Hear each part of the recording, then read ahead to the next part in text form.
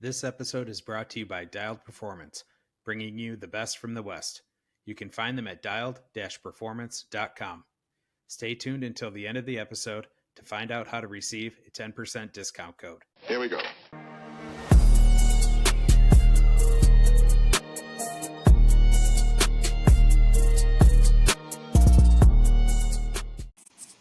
All right, guys, welcome back to another episode of the Backcountry Podcast.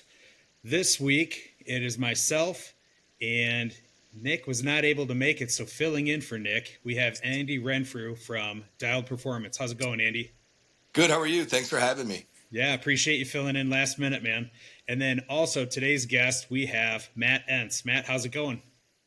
I'm doing awesome. Thanks so much for having me. Looking forward to chatting with you guys. Yeah, we really appreciate you joining. I know you're a busy guy, and we won't keep you long, but we definitely want to hear how you've kind of come up through the industry, and then also what you've built with Mountain Skillz. And we'll talk about some avalanche stuff and all that and how important it is, because I think that stuff coming from you, someone that's experienced it and done a lot of the training, I think it holds a lot of weight, right? Yeah, that sounds great. It's extremely important as well. So we'll love talking about this stuff. Yeah. So first question off the bat, we always ask everybody, what was your first snowmobile? What'd you start out on? The first snowmobile that I bought of my own was a 2001 Mountain Cat 800.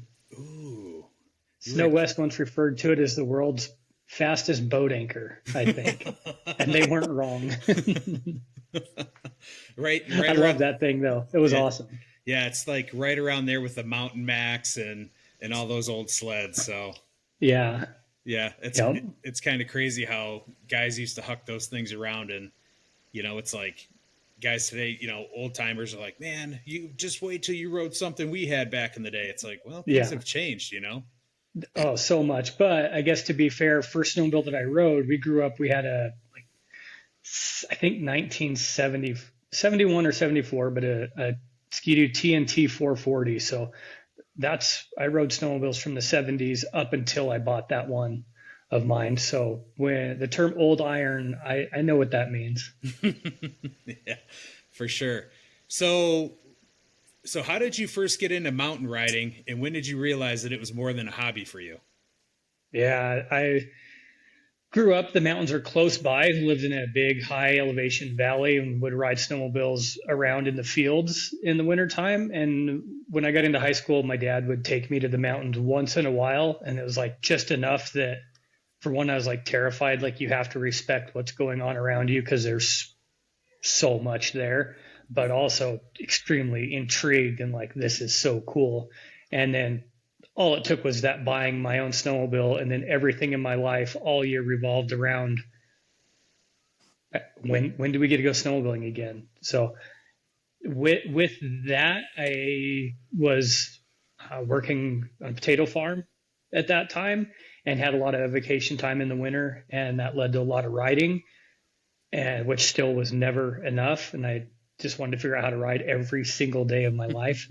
And with that, and just kind of determination, and the way that I enjoyed it was trying to push things and be better than the other people I rode with, and kind of got to a point where a lot of the riding was spent helping other people. And I enjoyed it, but I thought it'd be cool to figure out a way to do this and like make a little bit of money, help cover some expenses anyways. And that was the start of the thought process of trying to start a business anyways.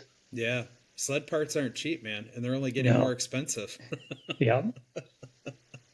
Yeah. No, it can be tough. Like to take some, hobbies and turn them into something where you can make a lifestyle and a career out of it. And you've done that, which is pretty rowdy. So, well, it was a lot of fun along the way. Had some really cool opportunities before our business. Got invited to go on a ride kind of to show the Boondockers films guys. Dan Gardner, Fatty Dyer, I think Ryan Nelson was on that first trip. They came out here and needed someone to show them around. And the local dealership contacted me. I was like, yeah, of course I will go take these guys riding And then thankfully that turned into some really cool friendships and got invited to go ride with them and had some awesome years. Got really close with a lot of those guys, and that was a huge part. Things were so different back then. We didn't have social media.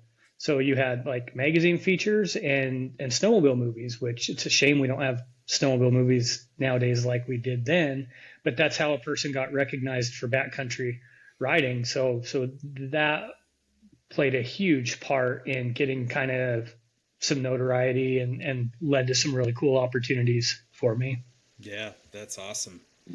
So what were some of the, I guess you could say, the biggest or the most pivotal moments in your journey from just becoming a recreational rider to a professional athlete?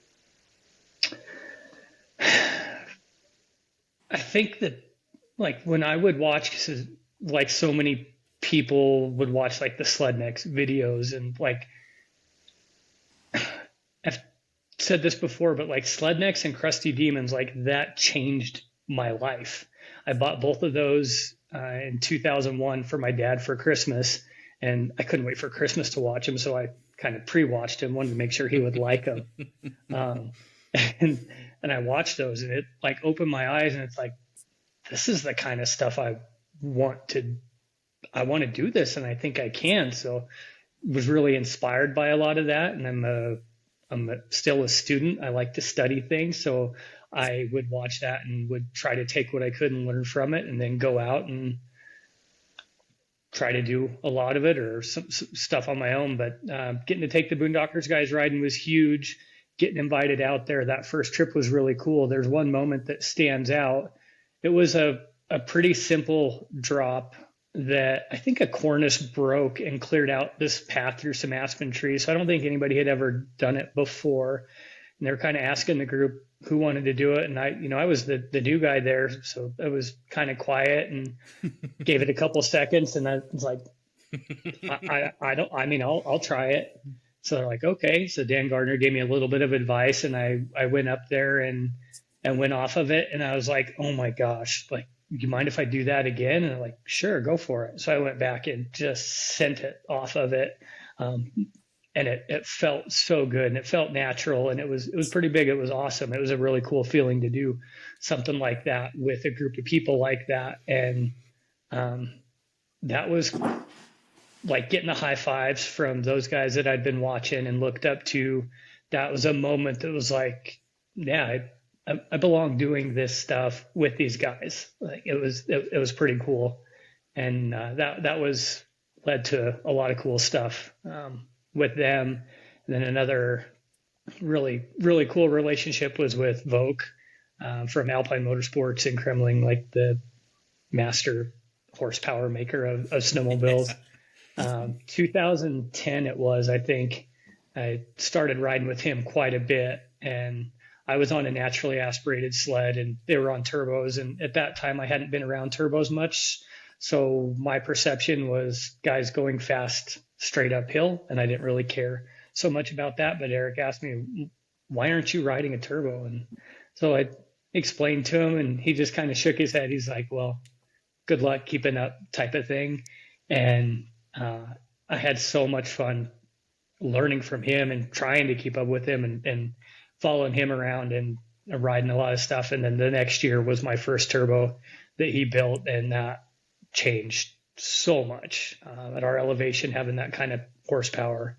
I really understood what you could do with that kind of power for the kind of riding that we like to do in the trees and jumps and stuff like that, not just climbing hills. So that was super pivotal, pushing me and helped me learn a lot as a rider as well. Yeah. So I was going to ask you, who are the biggest influences and mentors early in your riding career, but I think you might have already answered that unless there's somebody else. Yeah, definitely those guys were huge, but also, like I said, the Slednex stuff was huge. So Chris Brandt, Jay Quinlan, Chris Brown, Dan Adams, Randy Sherman, Paul Thacker, those like that time frame, those were guys that would watch and like, man, I want to piece together parts of what they're doing and like I said, learn from them. Had a really cool, completely accidental opportunity gosh, even further back than that would have been 2005, I think. A place that we rode, we ended up there, and they were doing some filming for Sled Next. So Chris Brown were there for that, and they were on the M7s, and I was still on a King Cat at that time, and seeing what those guys were doing with these crazy modded sleds with nitrous and this new chassis, that was a major, like, that's definitely the kind of riding I want to learn about and learn how to do. And the next year I got an M7 and started trying to do some of that stuff and figure out how to dangle, I guess. Dangle. They taught you how to dangle. Yeah, something like that. Yeah, that's awesome. And that was back when Chris Brown, I mean, before he got on a Yamaha. Yeah, they were both on Arctic Cats. Barrett was doing the big air tour, was a dealer rep for Cat and stuff like that. And at that time, that was, I guess, for a lot of what I was interested in the circles that we were in, that was the sled at that time. Nice. Very cool. So, hey, Matt, what drove you to start Mountain Skillz? My wife. That's So I brought this idea. So again, we'll go back to the potato farming. So in the fall, I would spend hours and hours and hours on a tractor. Actually wrote our entire business in a notebook while doing field work in a tractor. It's kind of cool, but I came up with this idea and the name and a little bit of what I thought we wanted to do. And I kind of mentioned it to her, kind of joking about it, but like wasn't real serious because like, is she going to think I'm an idiot or what? I don't know. And she just looked at me. She's like, why don't you? You should definitely try it. And that set me back. And I was like, oh, okay, well, I guess we kind of need to figure this out. So over the next year, had a lot of thoughts, but she definitely was the number one force behind it. And then, and actually an accident, being involved in an avalanche while riding with the Boondockers crew was like the light bulb moment. That's when everything changed and turned it from just riding with people and trying to help them with technique and learning to safety being a priority and a major component. One, knowing I needed to pursue a lot more education myself, but also just sharing awareness. At that time, I had no intention or idea of being an avalanche educator.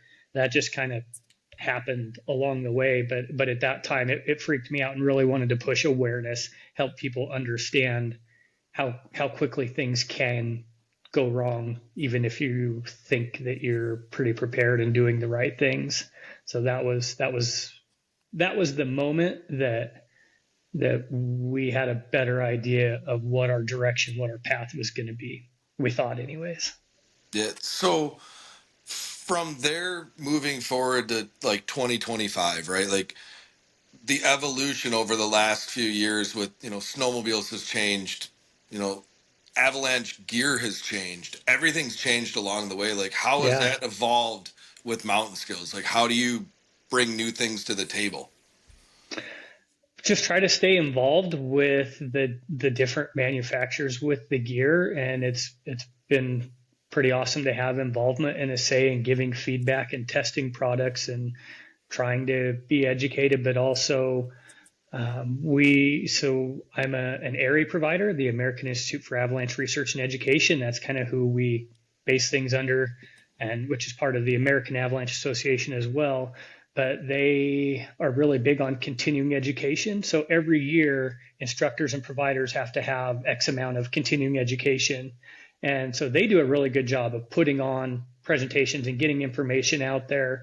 And that's been really helpful understanding gear and things that change as well. I'd say another really big one that's not necessarily avalanche specifically related, but that's GPS. A lot of these GPS apps have become major components to riding. So we've adapted those to our courses, and it becomes a pretty big part of like a level 1 or level 2 avalanche course. And so using technology and all these different things to our advantage as they continue to progress there's a lot of stuff that we can put in our favor and to help us. So it's kind of our responsibility to have an understanding and share that with people. Heck yeah, that's awesome. I mean, I've done a rescue class. I've done Airy One. So I understand. You know, that's awesome that all fits into the whole narrative of Mountain Skillz. Yeah, That's that's definitely a huge part of who we are. And the Avalanche Alliance, I'm just going to plug that real quick. People should Go check for out it. avalanche-alliance.org. Um, they're really cool sweepstakes that I think there's a few more weeks to get entered. Grand prizes this year is the choice between a trip to Canada to Carl Kuster's place or a trip to Colorado to spend a few days on the snow and off the mountain with us here at Mountain Skillz. But the Avalanche Alliance, we've traveled the country, even spent time in Alaska for that, doing presentations. It's all about awareness. So they are raising money to help people get education. Hundreds and hundreds of thousands of dollars have been given back into the snowmobiling community over the years from them to help people get recreational training, professional training, as well as supporting avalanche centers. So that's really cool. And that I'm proud for Mountain Skillz and for us to be associated with the Avalanche Alliance as well. that's amazing. That is. Yeah. Heck yeah. And their website, there's a ton of information. It's a great resource. So people should absolutely check that out, whether you're going to donate and have a chance for the different sweepstakes prizes or not. At least go to the website and see what they've got to offer, because something that's super unique and cool is they're promoting all motorized avalanche related companies in the U.S. and Canada. So it's really cool. It's not one person trying to do it all. It's kind of everybody promoting everyone, and it's all just for the industry. That's cool. That is. So I guess for someone who's never been to a Mountain Skillz clinic, you know, like the Midwestern riders that are looking for that extra edge when we come out west, like what would somebody like me expect? If I come out and I spend a 2 or 3 day class with you, can you walk me through kind of how that works? Absolutely. So the biggest thing to know is that you're going to work your butt off. So the better shape you can be in coming out is going to be an advantage, as well as like your health, like drinking lots of water coming up and it's really cool because everybody that joins us, for the most part, like they have goals for themselves, so they're pretty driven, and that's important to them anyways. But we try to put our groups together.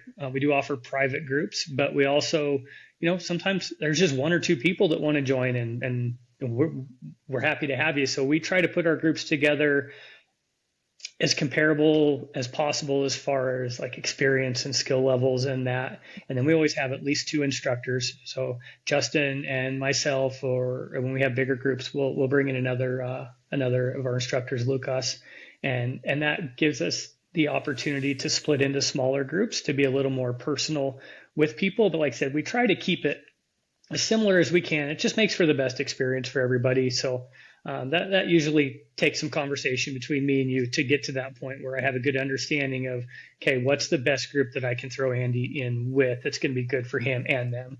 And that's taken some learning over the years, kind of the right conversations to have to accomplish that. And then kind of no matter the level of the riders, other than the really advanced riders, we really focus on getting a snowmobile on edge and doing that with technique, not riding with strength.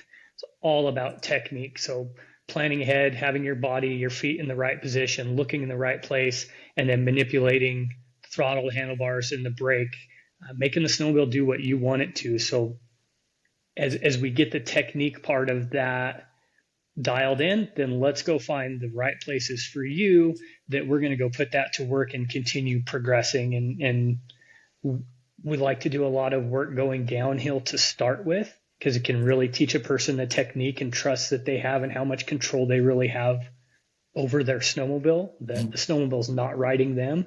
And then as they gain that confidence and the understanding, now let's start working on side hill and taking it uphill and changing directions, and all about finding terrain that is appropriate for you. You coming out to ride with me is about you and how we can make for the most beneficial experience for you moving forward to make you a safer and better rider that can ride a lot more efficiently and hopefully safely open up a lot more terrain for you. That's awesome. But at the same time, That's really cool.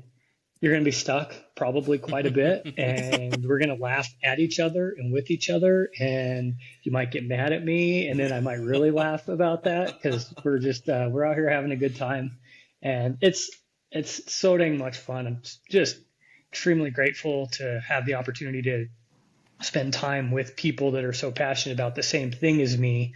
I just get to share my experience that I've gained over years and years and years and years, and more mistakes than most people can imagine, and help them take a shortcut to get here. It's cool to see the passion because you can see it in your face and you see it in your eyes, Matt. Like it's really cool to see the drive that it's not just the business aspect of it. It's not that someone's paying to come there. It's I you hate the truly business care. part. Well, but you can see it. You can see it on your face, right? That you Yeah. truly care So, about and who's coming out.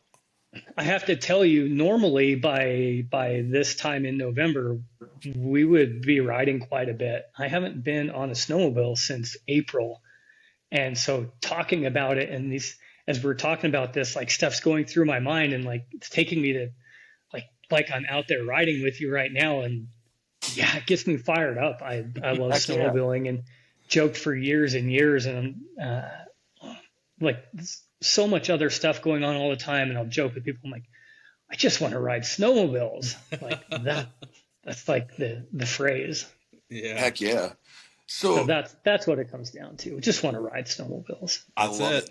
That's it. So you see all walks of life, all skill levels, right? From beginners to intermediate, to advanced to probably even pro riders, right? Like, Yeah. in your opinion, what is the benefit that most are going to see across that spectrum of rider from beginner to expert? Like, I know you tailor your classes, but what do you expect to see out of somebody at the end of the couple days? I just want somebody that's willing to listen and willing to learn, and they're going to make improvements along the way. I don't know if I would say, because it's almost like raising a child. Like that's a really weird analogy, and I'm just thinking of this. No, I but get there's it. different phases of growth throughout all of it, and they all have their own rewards that are so cool. Like just for an example, some of our new riders that maybe they're brand new to mountain riding, or they've tried it but they've really struggled, and they want to learn. Like seeing them nail that first side hill or first time through the trees, like it fires me up. And I probably freak them out sometimes because I'm out there yelling and cheering, and like I might be more excited than they are, but like that is so cool to see. It doesn't matter what level a person's at, that moment when you help them and they get it, and they are able to apply something, and they know that they got it, and you see that it happened the way it was supposed to. Whether it's that first side hill, first time getting a snowmobile on edge, first reentry, first hop over, for whatever it is, it's really cool. And I tell our customers all the time, like, celebrate your victories. This is awesome. Let's enjoy it and build on it. So I guess that's a really long-winded way of trying to answer that. That's a great way to answer that. It's perfect. Heck yeah. No, so I guess, Matt, like, if you had to pick maybe one technical skill that's super important, but people generally overlook it, and it makes a huge difference after they figure it out, what is it? No doubt the biggest thing is looking where you want to go, like eyes up. Like you have to be able to see the terrain and recognize what's there. Then you can correlate what options you have. But that's the biggest thing that gets people, is they're looking down or looking in front of them and not knowing what's there. And it just, that's definitely what I would say the most important thing. It makes a lot of sense. I mean, Yeah. for sure. Let's see here. So I guess if you had to balance the safety, right? So you're taking maybe a novice rider out, and then, and you're going to push them out of their comfort zone a little bit. How do you balance that? I know my first trip to the mountains, it kind of took me by surprise a little bit. I thought I had an idea, and Yeah, I got humbled very quickly. So absolutely. how do you when it say I'm going to come and ride with you, right? Like, and I know you're going to push me out of my comfort zone. How do you So balance that? this goes one of two ways. Um, no, number one, my job is to help you and to inspire confidence. So we're always going to start low consequence and work our way up and build that confidence and keep progressing. Every now and then we get the guy that knows everything. And yep, I know. And like they might be a pretty good rider and they've gotten away with what I would call bad habits, but they're able to get away with it with the riding that they do. But they want to advance and step their riding up even more. Well, in order for them to have to do that, they're going to have that humbling experience like you did. So there's lots of times that have taken people where they're over their head. I mean, we're overseeing all of this and trying to set them up for safe failure. I would say we don't want anybody to get hurt or crash machines, but sometimes you've got to get people in the situations where they open their eyes and go, "Holy crap! But I don't like where we're at with this, and how are we going to do this?"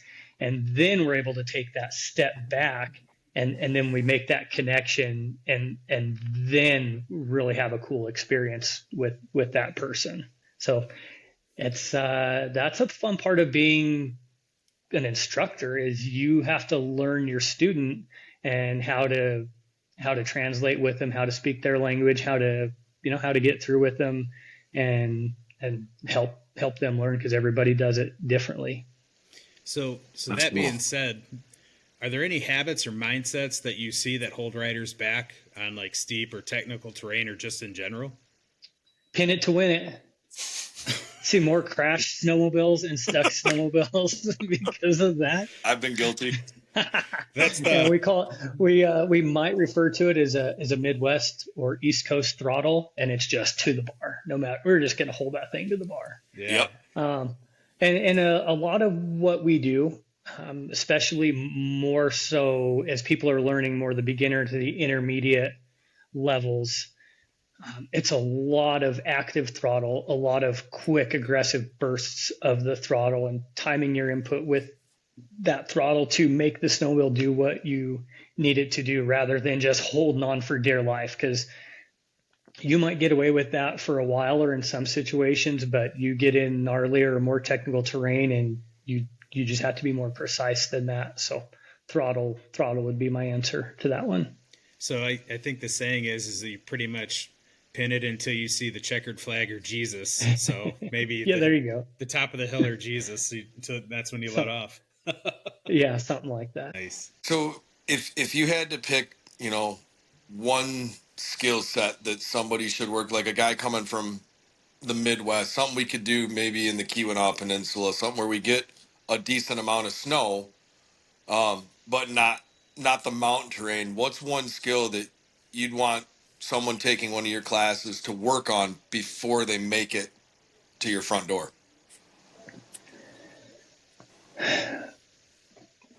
So with the mountains that we have and the terrain that we have, it's all about riding on edge.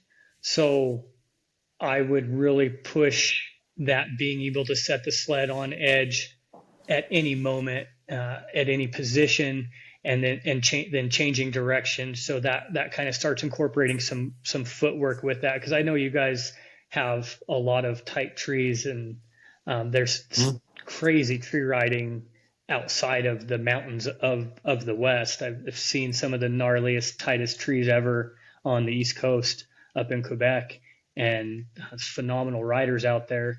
But gosh, that's like combining a lot of different things. Like that's putting it all together to do that. But the on edge and planning and looking ahead, and it's incorporating a lot of things. But the control of the snowmobile would probably be what I would say a person could benefit the most from. That would be it. Makes a lot of sense. It does. Kind of start with the basics and get some fundamentals down and practice those. That way that you can just build off of that or even correct some of those behaviors when they come out there. Yeah, you bet. And if there's nothing wrong with learning that stuff and practicing it in easier terrain, and then you just progress, take it to the more difficult terrain where now you do have some consequences, and keep applying it. And that's kind of how we go about it here as well. Yeah. So that's kind of a good segue into my next question, which is, like, we're talking about the snowmobile, and we kind of talked about this at the beginning of the podcast and the different sleds that you've had. But as far as your sled setup goes, like in regards to tree riding and what you do now and all that, how has that changed over the years? And when you set your sled up, what do you prioritize? This is kind of funny. I don't hardly do anything. Like, I can be on a 100% bone stock RMK and have the time of my life. We used to change so many parts on them and do that, and we really don't have to now. It's nice we still have options if we want to strengthen things up in certain places, or we want to make specific changes just to customize for ourselves. We still can gain a lot with things like that. But man, small things like I've been a really big fan of the lower handlebar. I've been running like a 2-inch lower steering post with the stock handlebars, the low handlebars on the Polaris. And the more technical terrain that I'm in, the more of an impact that makes for me. And I feel like I have that much more control with that. It's really cool. And then it's always cool to have the option for more power. So there's lots of different ways to accomplish that. I have a boost from last year that our snow conditions, I didn't get to ride it a whole lot, but I've got plans for it this year. Vogue, it's a rocket ship. It is insanely fast. So it's so cool to still have those options. Horsepower is just, I mean, I guess if you're able to use it, it is part of that. But the lightweight, I've done some lightweight sleds before. I would love to do another full lightweight build. These are just things that take an already incredible machine and just like open up, the next level of the game, I guess I'd say. Yeah. So what's the deal with the lower bars? Because I've heard Barant talk about he runs like a pretty lower bar. So is that like just gets you closer to the sled, lowers your center of gravity? Just kind of explain that, because I'm really interested in that. Yeah, it's all about leverage and body position for the type of riding that you want to do. It would be silly for somebody that is riding just trails or fields or just going to carp out to run a really low bar unless they're really short. But it's not really about the rider's height. And I have a fun story. A great customer, a friend of ours, his name is Wayne, and he's 6'7", this giant Marine, but he's like the nicest teddy bear there is. And years ago, he came out and he had the high bars, which on a Polaris, that's a 7-inch bar, and he had a 4-inch riser. And at that time, I'm running the low bars, which is a 5-inch bar. So his handlebars were 6 inches taller than mine. He's 7 inches taller than me physically. So that's why he thought he needed it. But watching him ride, he's like this freaking noodle that's all over the place and no control. And I tried to tell him, he's like, yeah, but I'm a lot taller than you. So I stood next to him. I said, Wayne, just trust me and try this. I said, look, let's stand next to each other unless you have abnormally short arms. I bet our hands are pretty close to each other. So we're standing there side by side with our hands down, and our fingertips were within like 1 inch of each other. And that made him think. And so like our bodies are still relative, no matter what our height is, like our hands are still kind of in the same place. So he let me take the riser off that night and rode without it the next day.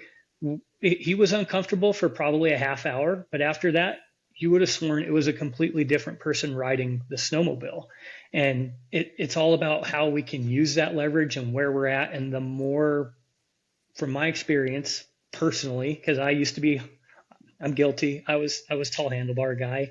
Voke is the one that laughed at me. He's like, dude, you have adjustable steering. Why don't you try with that down? You might side hill a little better. I'm like, yeah, okay, I'll try it.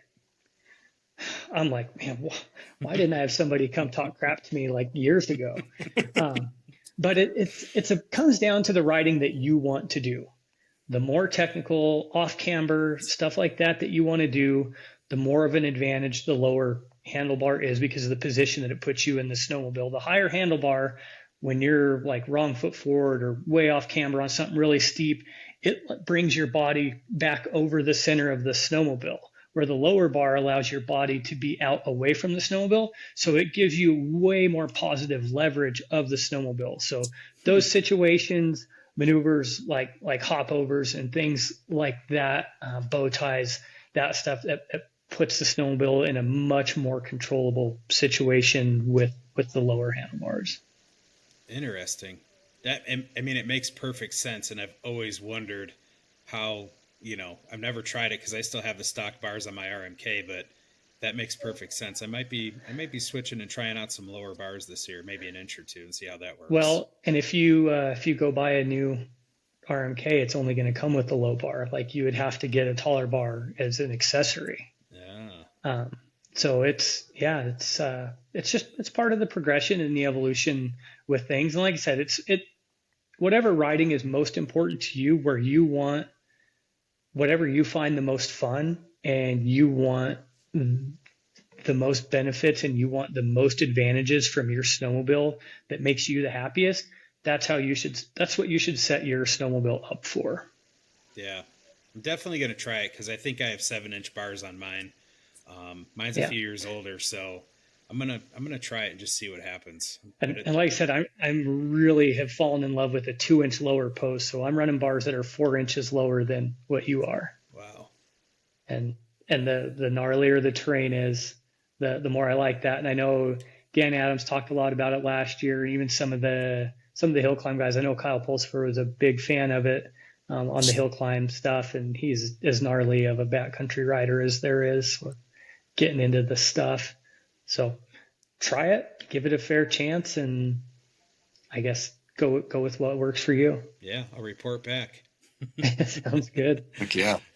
So what upgrade or accessory do you think makes the biggest difference for riders in building their confidence or just making them confident in the sled? Being that there's so much variation, I would say rider size is a proper shock setup is huge. They do a really good job of setting snowmobiles up in general, and like the stock suspension works fantastic for me for general riding. I don't really jump a snowmobile like I have in the past or used to. If I was going to be doing that, that's where I would be searching for an upgrade. But for general riding, I make some adjustments with it for me that I feel is best. So I would say suspension is where an individual can probably benefit the most. And whether that's getting the right spring or right valving or making the right adjustments on the stock shocks or going with an aftermarket setup that you can just, it's just important to have it set up appropriately for you specifically. You can gain a lot of confidence from the properly handling snowmobile. Yeah. Perfect. That makes a lot of sense. Another one, since we were kind of talking about the handlebar thing, something that is a big difference that I see, and this is for all brands. So, but it's the position of the handlebars. And that's having those bars basically as close to in line with the steering post as possible. That's going to give you really the best setup. There's a lot of Skidoo dealers out there that I think somebody should have gone and kicked them in the junk. We'd get these customers and they'd come out on a new Skidoo and they're so pumped on their new snowmobile. With the bar facing forward? Giant bar, and it's tipped forward like this, where it should be like this, and it's here. So they're like leaning over the front of the snowmobile and just makes it so difficult to get technical with that setup. So, man, the number of handlebars that we've just rotated back and the positive difference that makes, that's a major difference. That guy once. and it doesn't cost anything, and it's the right setup on all snowmobiles. I even heard Max Gersten talking about handlebars on dirt bikes the other day. He went on a rant, and basically the same thing, like quit screwing up the handling of your bike by bad handlebar setups. Run it in line with your forks, and it's kind of general for our sports, I guess. That makes a lot of sense because Derek, you were just laughing, but I did buy a Skidoo, and it did come like that. And the first time I rode it, I was like, what is going on here? So we rolled them back, and it made a huge difference. And now, I have a Boost RMK with low bars, and everything you said there, Matt, absolutely rung true because I've ridden them with the higher bar, and it wants to come back over so much easier on a low bar.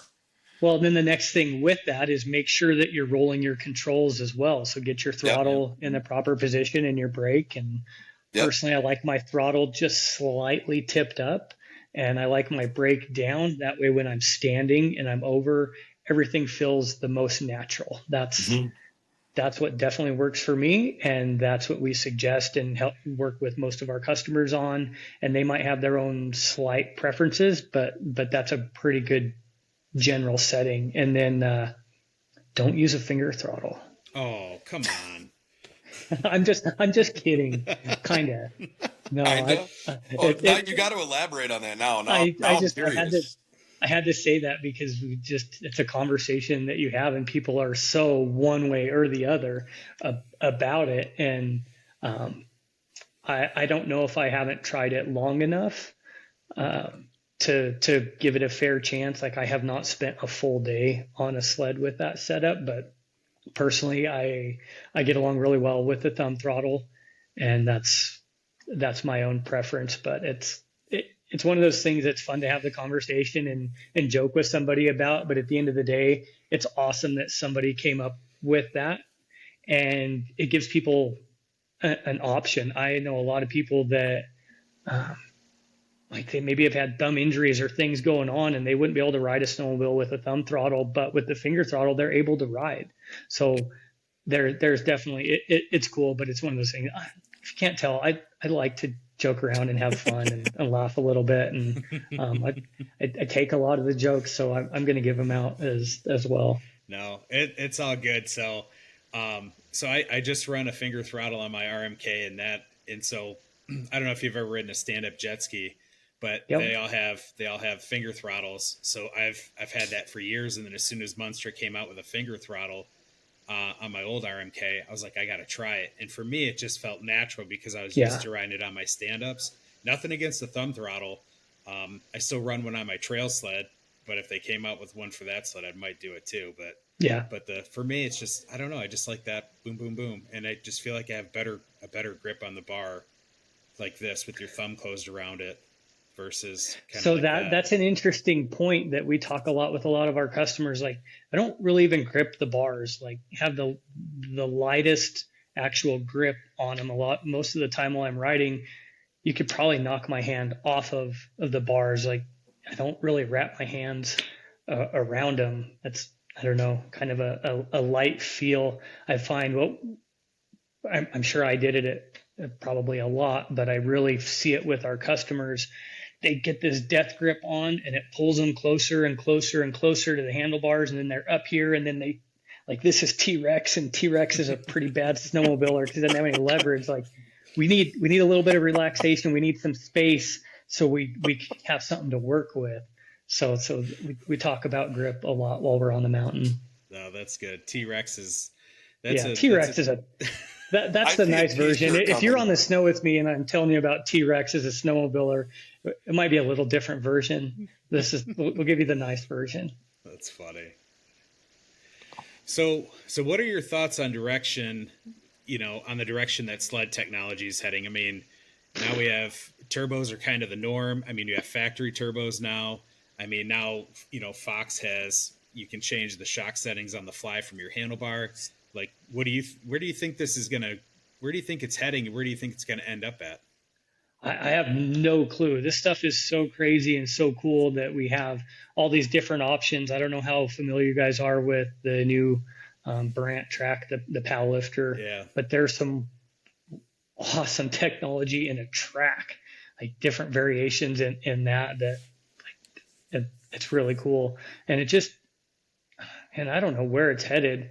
Um, I mean, you've got to think eventually we'll have a really super cool electric snowmobile, but from everything that I know of in discussions I've heard, battery technology has to come a long ways um, to get the weight down. This was years ago, but I was having this exact conversation with an engineer from Polaris, and that's why I was like, well, when are you going to break out your lightweight electric RMK? He started laughing, and I'm like, what? And he's like, the weight of battery that you would have to make the same amount of power as an 850 for the same amount of time as a full tank of fuel. He said, Yeah. like it was like thousands of pounds, and I'm Be like, like a oh, car.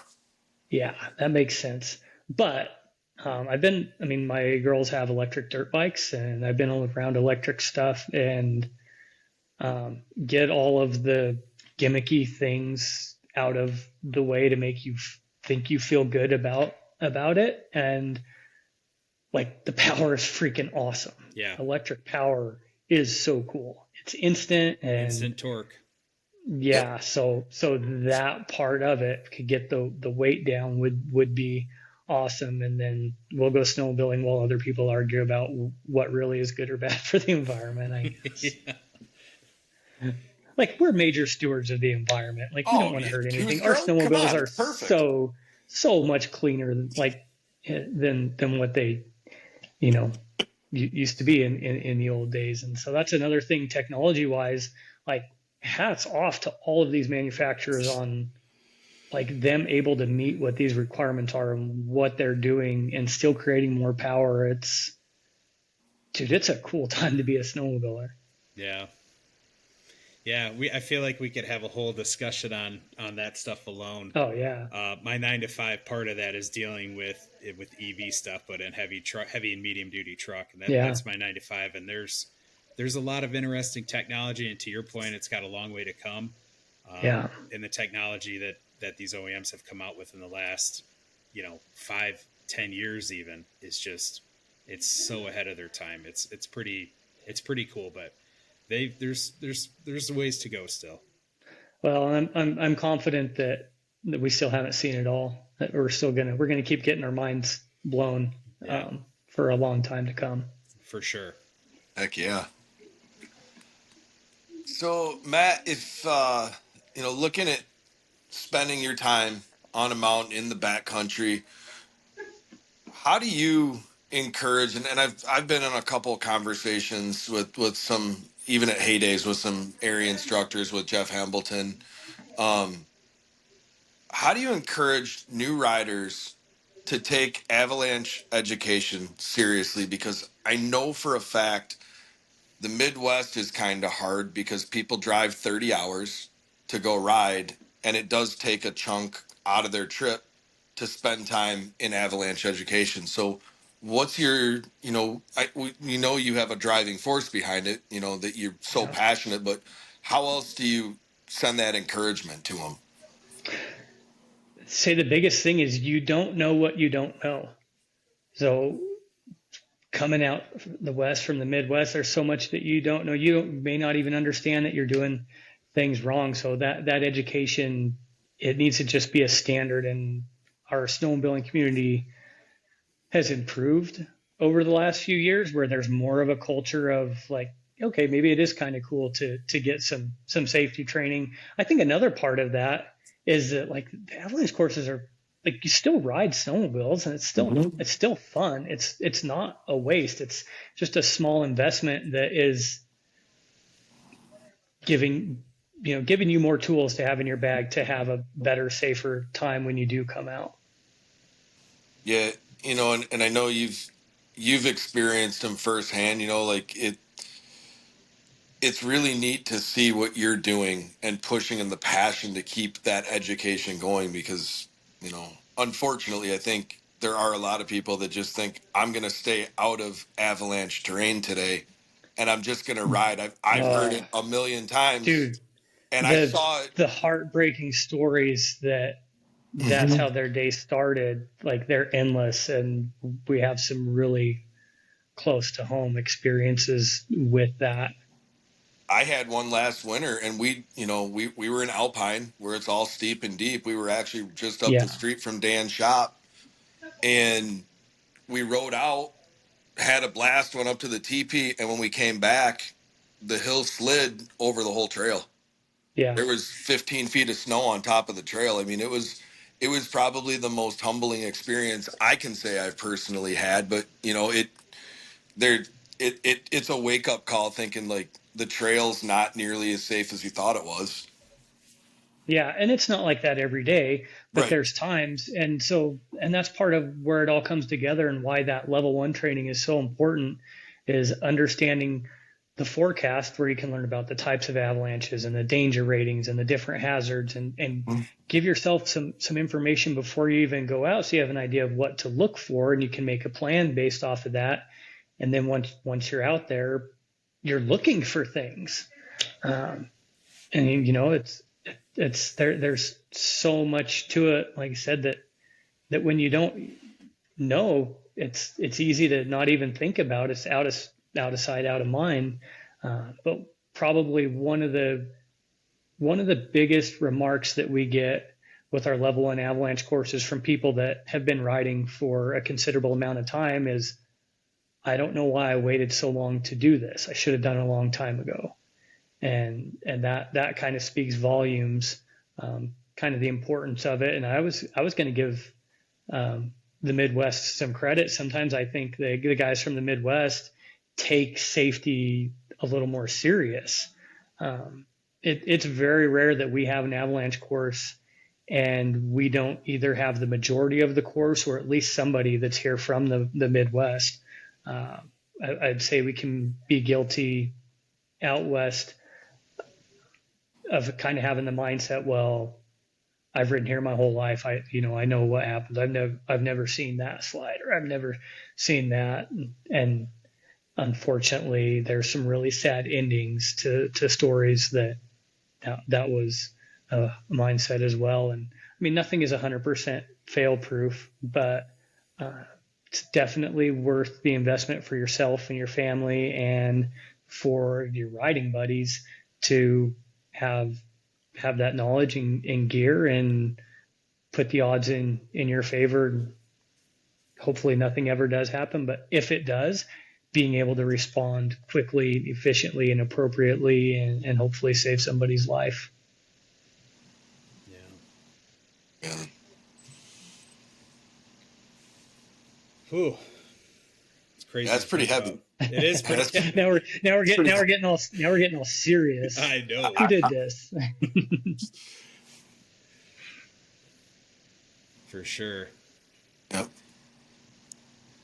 So what's a close call that changed the way you ride or the way you teach? I mean, if anything you feel comfortable sharing, I don't want to put you on the spot. No, I'm a pretty open book, and I had an incident probably going back 4 or 5 years now. Got caught in a small avalanche kind of in the trees and thought we were making the right choices that day. And obviously I didn't. And we showed this video in all of our level one trainings. And I think it's even part of the ARI, like an awareness program that they're doing now. And I overlooked some. When you go back and watch it over and over, you see some really obvious things that are like, yeah, maybe you shouldn't have been there. But in that moment, I overlooked it. I mean, we're human. We make mistakes. Mm-hmm. I was riding with James Gallegos was working with us at that time, and we had a day off and we were riding and kind of battling in the trees to get up to a really cool rock feature. And I saw kind of an opening and I was like, I'm going to rip up that and I'm going to cut over to this ridge or to the rock face. And I knew it got steeper and more exposed up above. And like, that was a major red flag, but to my own fault, my thinking was, well, I'm not going up there. So where I'm going to turn out of it, I should be okay.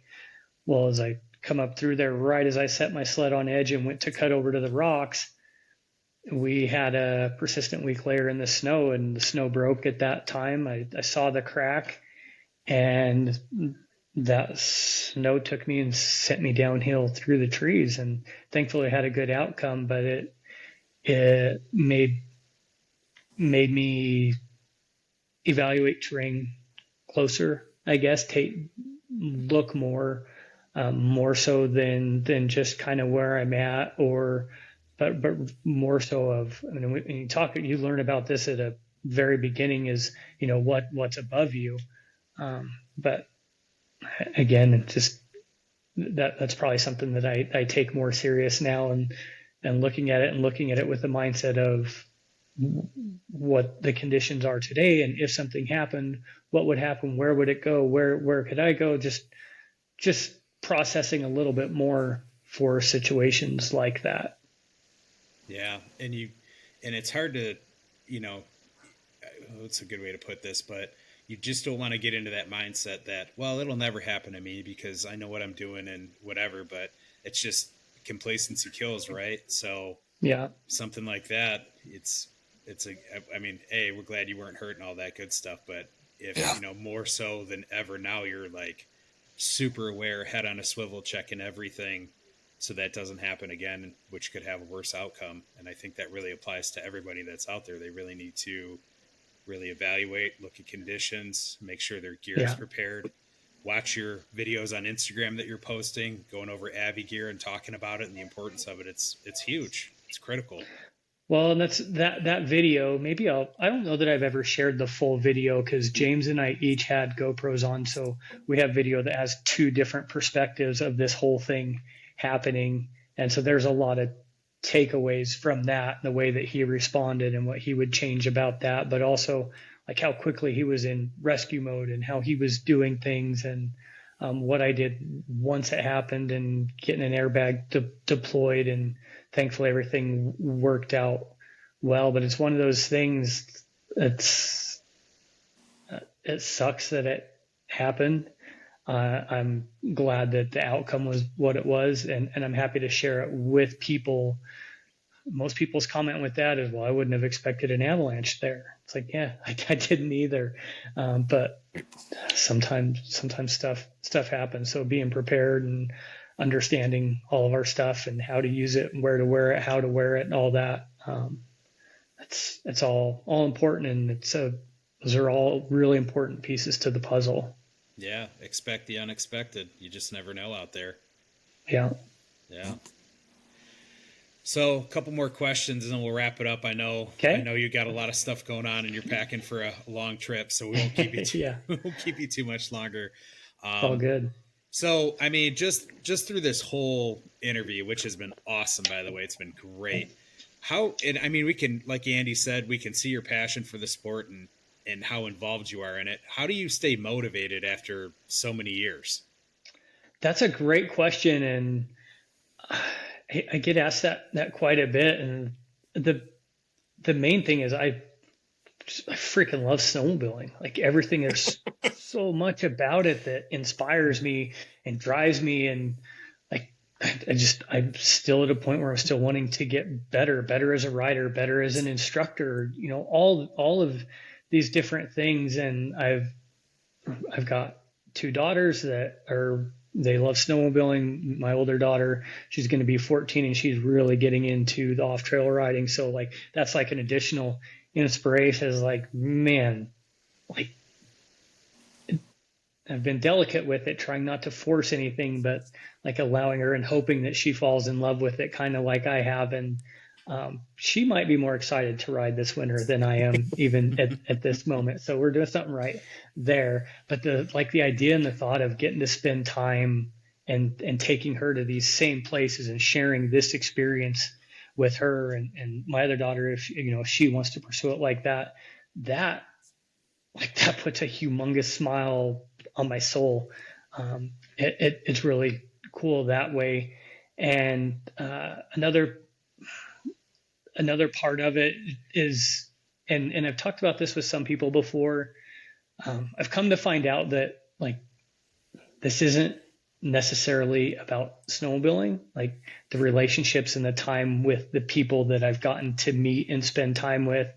That's a bigger picture where maybe we can have an impact and that's a whole nother level of awesome, and it's brought together from snowmobiling. It's a way that maybe is a release and a way to, forget about certain things. Like I've seen snowmobiling change people's lives, like change who they are in good ways, and make them healthier and better for their family, and all sorts of different stuff like that. So I could talk to you for hours about I guess my motivation for snowmobiling. And I've had people ask me, like, because I think we're going into like 13th or 14th winter or something like that with Mountain Skillz. And I've had people ask, well, how long are you going to do it, or does it ever get old? And I'm like, you know what? The day that I'm out there and I don't want to be there, then that's the sign that I need to do something else. But I've been so fortunate to be on the mountain with thousands of people, and like that time with people and helping them and seeing their accomplishments, like that drives me as well. So I don't know when that day might come. Hopefully it never does. But until then, just gonna love this and do our thing. That's awesome, man. Very cool. Yeah, it is. So, I mean, that being said, what's next for Matt Entz and Mountain Skillz? What does the future hold? That's a good question. We jumped into the lodging like 5 years ago and didn't quite know what that was going to be like. And it has been so awesome, the time that we get to spend with people off of the snow. You just get to know them on a different level. And so that's pretty special with our operation. So keep that going. For this year, not really doing anything different other than, so long as we have a good winter, we are going to hit it hard and spend as much time with as many people as we can. That's kind of what I'm really looking forward to right now. We had a challenging winter last year, still made the most of it, and still had great experiences with people. But I'm hoping for a little more of a normal winter this year, conditions wise, and yeah, just more of the same for now. Yeah. So that being said, you just released your 25-26 calendar, if I'm not mistaken. I meant to do that in like June, but busy with a lot of stuff. Yeah, we just publicly released our schedule. It's online at mountainskillz.com. Got 2 and 3 day riding workshops, ladies clinics, level 1, level 2 avalanche courses, backcountry first aid, companion rescue, Nice. lots of good stuff. We Very also, cool. something that's not on our calendar, but that we actually do quite a bit of, and that's kind of like agency training, whether it be worked with a lot of search and rescue groups, have worked with some military groups, and like some of the power companies that have to access power lines in the backcountry, working with groups like that. So that's another part that we don't talk a lot about that stuff, but that's a lot of fun. And it's always fun to work with groups like that, or even we work with a lot of the engineers and test riders from Polaris with our avalanche courses.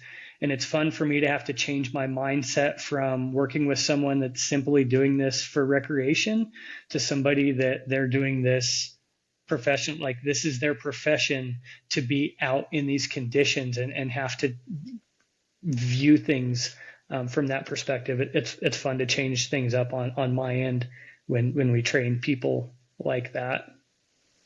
Yeah, it's work. It's not play at that point. I never thought about it's always a little of both. Yeah.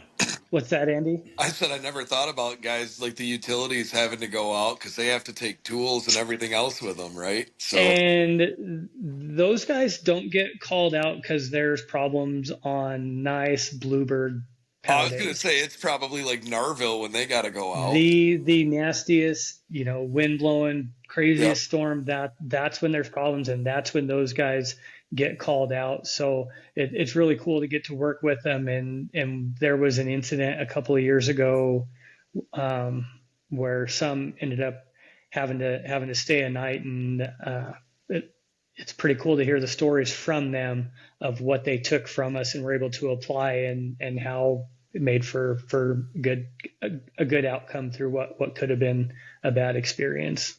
Yeah. That's And and cool. that is. And that's one thing that a lot of people probably take for granted or they just don't think about is what happens if things go south in the mountain and you have to spend the night or you have to deal with an injury. Like that can totally Yeah. just derail your day, your whole trip. And how do you prepare for that? Yeah, stuff happens. There's risk with everything, and yeah, sometimes those things happen. So having some experience, having the right tools, some training, how to use those things, and you need a leader in those kind of situations, and to work together as a team. And I'm pretty fortunate the amount of resources that we have these days. A lot of times, here I go joking again, but I'll joke with people that life is so much more boring. Like it used to be so much more of an adventure. We would go riding and we didn't have radios. We didn't have cell phones. We didn't have anything. We just had us and like an idea of where maybe we've been, and we wanted to see what's over there. And we hoped that before we ran out of gas, we made it back to the trail or back to our tracks to make it back. And like, geez, that was really an adventure. Now the snowmobiles weren't nearly as capable, so we weren't really in the same situations. But there's a lot of things that we can have that communication devices are huge these days, and can sure be helpful in situations like that. And I mean, if nothing else, they can help give people at home a peace of mind. Like, okay, I see they're not going to make it, but I can see they're right here. We have a call in, whatever that takes, being able to communicate. That's pretty big. Yeah. No, that is. Well, Matt, I don't want to take up any more of your time, but man, we really appreciate you joining. This has been a great conversation, and I've loved having you on. It's been awesome. Thank you. Yeah. Thank you. I sure appreciate it. Hope that you just keep crushing it and having fun with this, and really hope to see you guys out here on the mountain with us one of these days. Yeah, for sure. Now I'm going to have to do it. So yeah, I know. Now we've been trying for a couple of years, so I guess now there's just it's going to have to happen now. Yeah, let's do it. I got a trip to Cook City in February, and now I'm like, well, maybe I should just cancel that instead. I don't know. You can still go to Cook City in February. Come see us in March or something. I don't know. Yeah, that's a possibility too. I mean, we can always road trip, dude. We only live 45 minutes apart here, so yeah, we can have some fun. I like road trips. Yeah, for sure. So, all right, guys. Well, we're going to wrap this up. But again, like Matt said, if you guys are interested in riding with him, check out mountainskillz.com, and we'll catch you on the next one. We'll see you guys. Thanks. Thanks again to Dialed Performance for sponsoring this episode. To get your 10% off discount code, email Andy at dialed-performance.com.